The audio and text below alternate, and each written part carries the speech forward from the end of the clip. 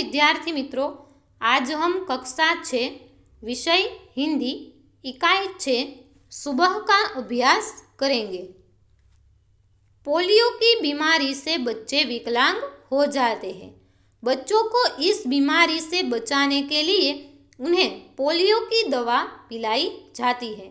इस सच्ची घटना में पोलियो विकलांग बालिका रेशमा अपनी सूझबूझ और साहस से काम लेती है। उसकी शारीरिक कमी उसके इरादों में कभी बाधा नहीं बनी। वह जिंदादिली एवं परिश्रम से अपना जीवन कैसे जी रही है, इसका निरूपण इस घटना में किया गया है। तो चलिए इकाई की शुरुआत करते हैं।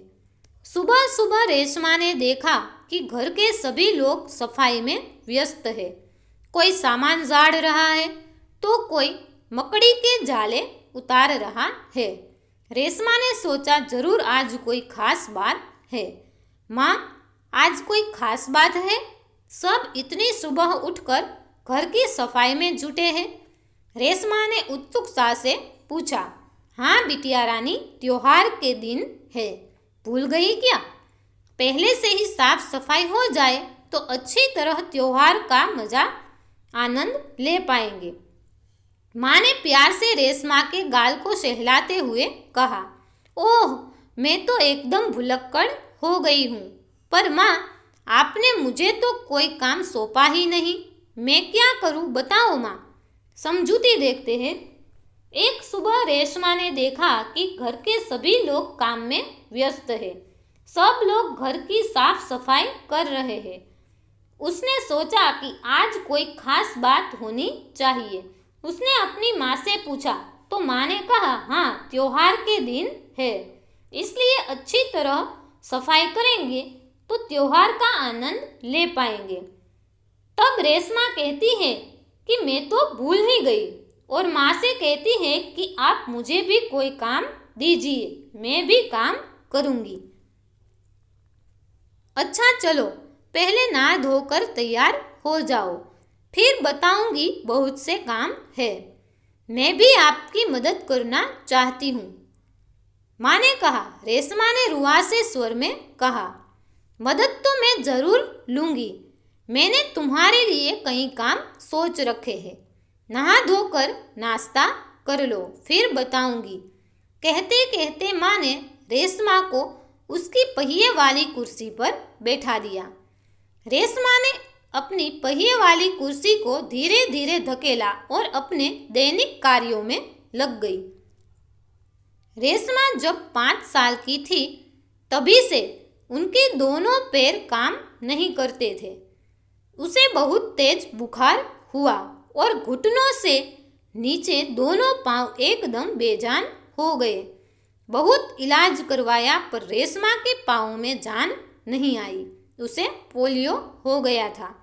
रेशमा बहुत हिम्मत वाली लड़की थी। शुरू में उसे जरूर दूसरों की सहायता लेनी पड़ी, परंतु अब 11 साल की उम्र में वह अपने सारे काम स्वयं करती है। वह अपने परिवार पर अपने काम के लिए निर्भर नहीं रहना चाहती। समझूती देखते हैं। माँ रेशमा से कहती है, तुम नहा धोकर तैयार हो जाओ, फिर कोई काम देती हूँ। माँ ने रेशमा से कहा, मैंने तुम्हारे लिए काम सोच रखा है, नाश्ता कर लो, फिर बताऊंगी। और माँ ने रेशमा को पहिए वाली कुर्सी पर बैठा दिया और रेशमा अपना दैनिक कार्य करने लगी। रेशमा जब 5 साल की थी, तब उसे बुखार हुआ था और उसके पैर बेजान हो गए। उसे पोलियो हो गया था, लेकिन वह हिम्मत वाली लड़की थी। शुरू में उसने दूसरों की मदद से अपने काम किए, लेकिन अब वह अपना काम स्वयं करने लगी। परिवार के सभी सदस्य, पिताजी, छोटा भाई गोलू, दादी जी, दादाजी, सभी उसे बहुत प्यार करते हैं। वह सबकी आंखों का तारा है। माँ ने रसोई घर में सारे बर्तन, डिब्बे, बोतलें नीचे उतारकर साफ कर दिए थे। उन्होंने रेशमा को आवाज़ दी, रेशु, अगर तुमने नाश्ता कर लिया हो तो काम में मेरा हाथ बटाओ। हाँ माँ, मैंने नाश्ता कर लिया। दूध का मेवे वाला दलिया बहुत अच्छा बना है। माँ, मैं हाथ धोकर अभी आती हूँ। रेशमा अपनी कुर्सी को धकेलते हुए रसोई घर में पहुंची। रेशमा माँ को बर्तन डिब्बों पर लेबल लगा लगा कर पकड़ाती गई और माँ उसे व्यवस्थित ढंग से सजाती गई। रसोई घर फिर से चमचमाने लगा। पिताजी दफ्तर चले गए। माँ को लड्डू बनाने के लिए कुछ जरूरी सामान चाहिए था। गोलू तो बहुत छोटा है। दादाजी बहुत बुजुर्ग है। अब सामान लाए कौन? माँ परेशान थी। रेशमा ने कहा, सामान मैं ले आऊंगी। बस आप मुझे सामान की लिस्ट और एक थैला दे दीजिए। तुम ले आओगी अकेली? माँ ने पूछा। हाँ माँ, एक बार पहले भी तो लाई थी। रेशमा की आवाज़ में दृढ़ता थी। तो ठीक है, तुम ही ले आओ, लेकिन ध्यान से जाना। सारा सामान नुक्कड़ वाली दुकान से ही मिल जाएगा। थोड़ी देर बाद रेशमा सारा सामान लेकर लौटी। उसने गोलू को आवाज़ दी, गोलू, ये लो, तुम्हारे लिए टॉफ़ी लाई हूँ। गोलू टॉफ़ी पाकर खुशी से उछलने लगा। कुछ ही दिन बीते थे। एक दिन शाम को रेशमा का घर दियों के झिलमिल प्रकाश से जगमगाने लगा। पूरा मोहल्ला जगमगा रहा था। जहाँ रोशनी ही रोशनी थी, क्या ज़मीन क्या आसमान। दादी जी ने बताया कि दीपावली अंधेरे पर उजाले की जीत का त्योहार है। बुराई पर अच्छाई और असत्य पर सत्य की सदा जीत होती है। समझूती देखते हैं। परिवार के सभी सदस्य रेशमा को बहुत प्यार करते हैं। वह सबकी लाडली है। माँ ने रसोई घर के सभी बर्तन साफ कर दिए थे और रेशमा को आवाज़ दी कि तुम मेरा हाथ बटाओ। रेशमा अपनी कुर्सी धकेलते हुए रसोई घर में पहुंची। रेशमा माँ को डिब्बों पर लेबल लगाकर देती गई और माँ उसे व्यवस्थित ढंग से रसोई घर में सजाती गई। माँ को त्योहार के लिए लड्डू बनाने थे। घर में कोई बाजार से सामान ले आए ऐसा नहीं था। माँ परेशान हो गई थी। तब रेशमा ने कहा, मैं सामान ले आती हूँ। तब माँ उसे कहती है, सारा सामान नुक्कड़ वाली दुकान से ही मिल जाएगा। रेशमा थोड़ी देर में सामान लेकर आई और गोलू के लिए टॉफ़ी ले आई। थोड़े दिन बाद रेशमा का घर रोशनी से जगमगा उठा।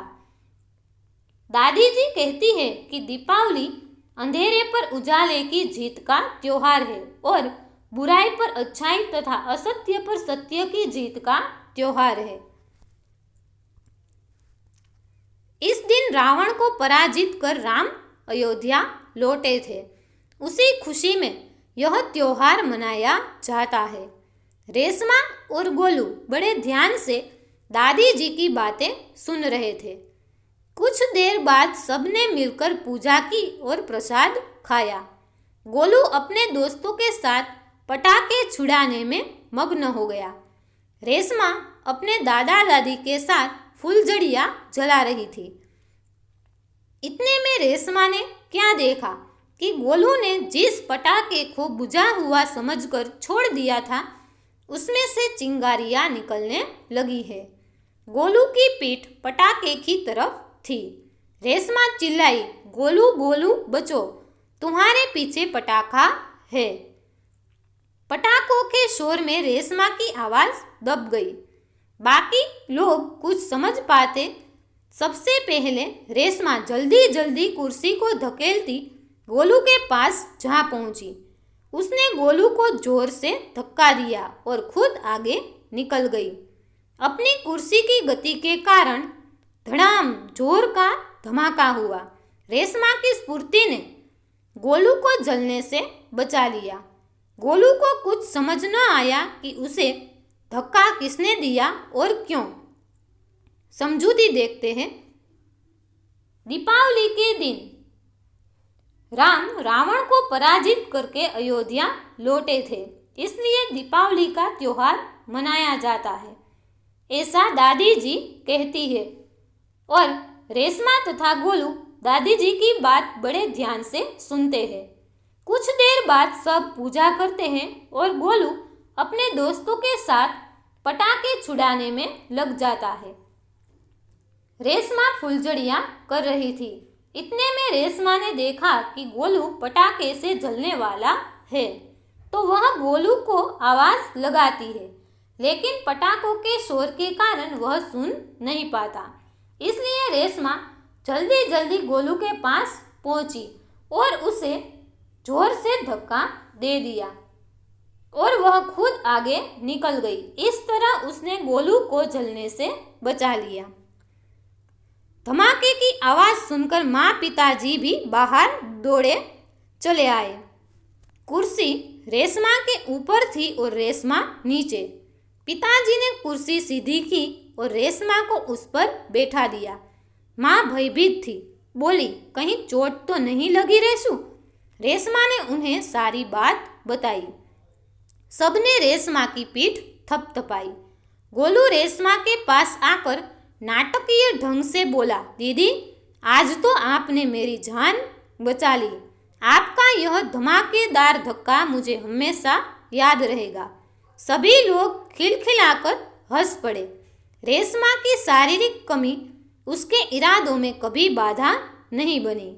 वह आज भी उतनी ही जिंदादिली और परिश्रम से अपना जीवन जी रही है। उसकी हर सुबह नई सुबह होती है। वह हर सुबह अपने काम में नए इरादे से जुड़ जाती है। समझूती देखते हैं।